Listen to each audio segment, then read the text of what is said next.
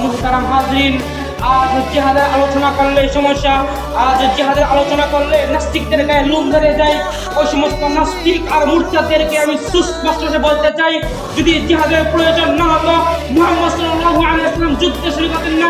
যদি জিহাদের প্রয়োজন না হতো তিনি খাইবার ময়দানে রক্তমণ্ডিত হতেন না। যদি জিহাদের প্রয়োজন না হতো তিনি উহুদের যুদ্ধে জানদান শহীদ করতেন না। যদি জিহাদের প্রয়োজন না হতো তিনি জিহাদ ফি সাবিলিল্লাহ বলতেন না। মুসলমান, আজ আমাদের মধ্যে জিহাদি তামান্না রাখতে হবে। যদি আমরা জিহাদি তামান্না বুকে ধারণ করতে পারি, ওই রাশিয়া শহর, ওই ইসরায়েল শহর, ওই আমেরিকা শহর, ওই বাংলা শহর সমস্ত বাতিল পাঠ আমাদের পায়ে প্রদর্শিত হবে। তারা আমাকে মিথ্যুর ভয় দেখায়। আমি বলতে চাই, শাহাদাত আমার তামান্না। রাসূল যা বলছে আমি তা বলতে থাকবো, কোরআন যা বলছে তা আমি বলতে থাকবো, আল্লাহ যা বলছে তা বলতে থাকবো। যদি আমার লাশটা ডাস্টবিনের মধ্যে পড়ে থাকে তাতেও আমার কোনো সমস্যা নেই।